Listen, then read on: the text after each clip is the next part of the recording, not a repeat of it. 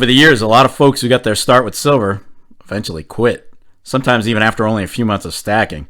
So what makes someone quit stacking silver? Well, I've come up with 10 reasons, and we're going to go over them right now, so stay tuned.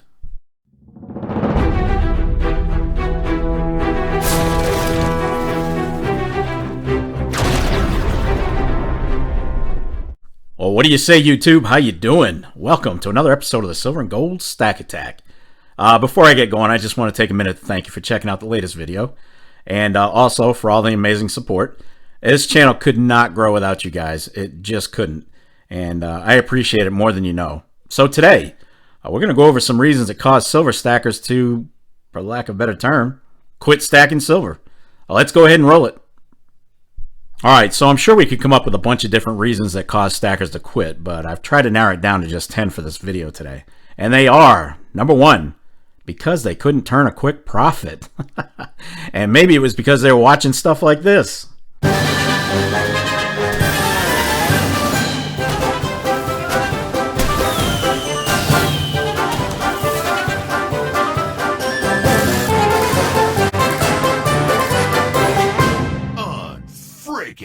Unbelievable. Now, some of those videos were definitely hype, but a couple of them were just trying to lure you in to watch the video, and they later explained why silver might or might not hit 500 an ounce. But here's the problem. Viewers watch about 50% or less of the videos they click on average. They skim through them, and by doing that, they most likely missed a key point. Anyway, these buyers wanted to flip silver for a quick profit, and if that's why they got into it, well, they got into it for the wrong reasons. Period. Endo story.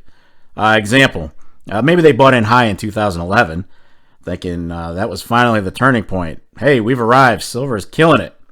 Look what happened. Silver started 2011 right around 26 and change, shot up to 48.49 an ounce in April, and then it sank back down by the end of the year to 27 an ounce, which by today's standards is still pretty good. But since then, February 2013 was the last time silver saw a spot price in the $30 and up range. It's been in the 20s and teens ever since for the last 9+ years. Look, there's going to be huge gaps. There are going to be huge gaps in years between major silver spikes. That's just the game, and it's a long one. Number 2, they panicked when they talked to family or friends about stacking silver, and likely got some negative feedback about silver never gaining in value, how it's a losing proposition, you'll never get your money back, etc., etc. The biggest thing I hear out there about silver is the good old, I've had silver for 10 years and it hasn't done a damn thing.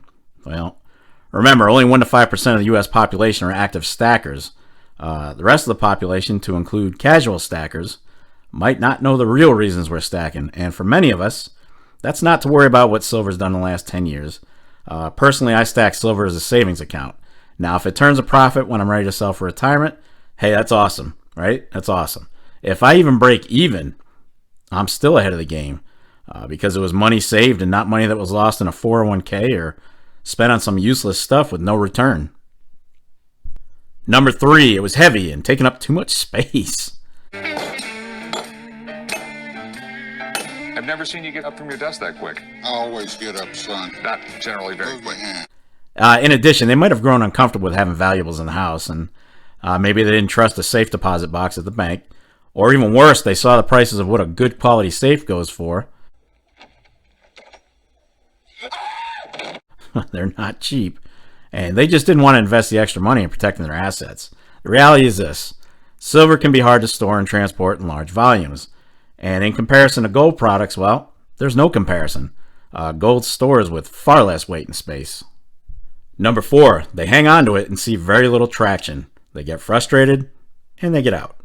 A lot of people are in the what have you done for me lately category these days. And look, we all know silver's price action is slower than the checkout line at Target or Walmart.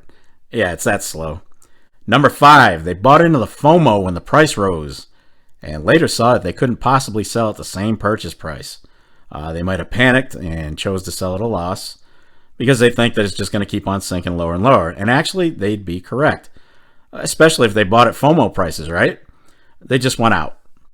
Number 6, they start seeing the difference in the value of gold and believe that would put them in a better position. So they shun silver and they go to gold. Number 7, they hit the doldrums. They get bored with silver. Bueller, Bueller. Bueller. Silver stays even and dips more often than it goes up. That's just the reality of it, right? A lot more. Hey, you got to be strong and you got to have patience if you're going to play this game. Number 8, they got too old. And they sold it all thinking it was as good as it was going to get. Number 9, they start looking at stocks and ETFs as a much better alternative to stacking physical silver. Bad idea, by the way. They have plans on making a profit more quickly because, let's face it, it's easy to sell and liquidate paper silver with a click of a mouse button than it is to store 1,000 ounces. And number 10, lastly, number 10, they get frustrated by the manipulation, wondering if they'll ever live to see silver making a profit. All right, so for the newer beginners out there, maybe you just started, you're getting a little frustrated with the price action of silver. I'm going to give you a do and don't list for silver stacking. Do, know your budget and stick to it. So important. Do pay your bills before you buy metals. Guys, it doesn't make any sense to go further into debt by not paying your bills or paying the bare minimum on credit cards and stacking metals. You're defeating the purpose. And do stick to recognized items from reputable dealers before you go out buying that crazy stuff that you don't know anything about.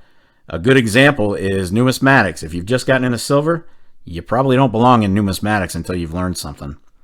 Now for the don'ts. Don't sink all your savings into silver. You got to keep an emergency fund. You got to stack cash. You have to diversify your investments. You got to keep everything going. Don't get silver fever. It could lead you to purchase too much, too quickly, and without proper planning. And don't buy from unknown dealers. I see this happening all the time. It's pathetic. And then they wonder why they got scammed. Stick to the ones you can trust. All right, so there you have it. Some reasons why silver stackers quit the game.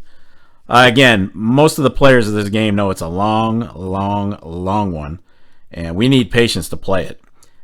Not all of us are going to be around if silver actually does go to the moon one day. Chances are. That's a guesstimate. It could happen, more likely than not. But we are realistic in knowing that we've basically put money away, if nothing else. And I'm pretty sure I'll at least be ahead of my dollar cost average when my retirement comes. And that's actually good enough for me. I'm fine with that.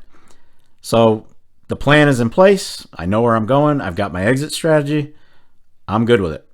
And that's going to wrap it up for this episode of the Silver and Gold Stack Attack. And if you made it this far, well, kudos to you. I will definitely catch up with you in the next episode. But in the meantime, What do you want to do with your life?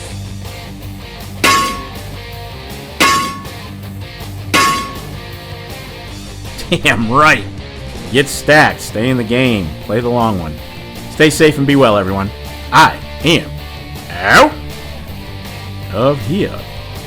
Peace. Be excellent to each other. Party on, dudes.